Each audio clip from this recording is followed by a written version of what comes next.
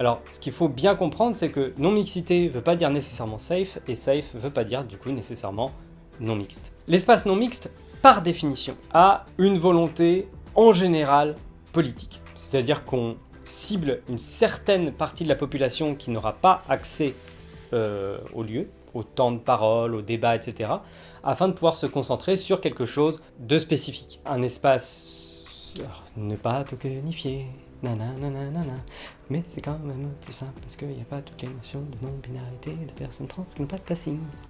Ah.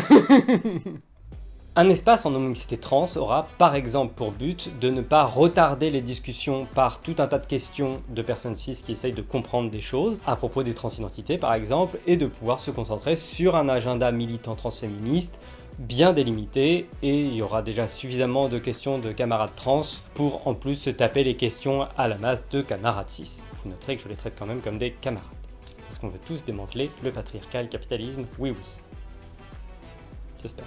Pour revenir aux espaces safe, la notion d'espace safe un petit peu de façon permanente et pas d'une façon temporaire, par exemple dans le cadre d'un groupe de parole, a certaines limites, notamment parce que les personnes qui vont être à l'intérieur de cet espace safe vont s'y sentir en sécurité si le truc est plutôt bien foutu, et du coup vont avoir tendance à cultiver un phénomène de bulle, c'est-à-dire qu'ils vont avoir tendance à chercher des espaces safe pour pas se prendre de la violence du monde de la réalité mixte dans la gueule, et permettre justement de créer des amitiés, etc., sans avoir l'impression de se bouffer des mécaniques de domination dans la tronche en permanence. En revanche, s'il y a un besoin politique de s'exprimer, il va forcément falloir se confronter au bout d'un moment à un espace non safe, à des espaces non safe. Sauf que il est plus ou moins impossible dans la vie de tout le monde de ne pas à un moment donné, et généralement en majorité du temps, être obligé de se confronter à des espaces non safe. Que ça soit la rue, l'administration, le travail ou toutes ces choses-là,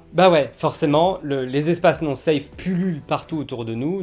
Twitter est un espace non safe, même si tu bloques beaucoup de gens, ce sera jamais safe. Bref, ça crée ce phénomène d'entretien qu'on a l'impression que d'un coup tout le monde est, je vais prendre l'exemple de mes espaces safe, mais tout le monde est de gauche, anticapitaliste, progressiste, pour les droits des personnes queer, pour l'autodétermination, ce genre de choses.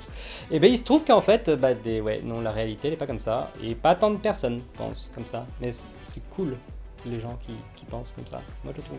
Bref, passons.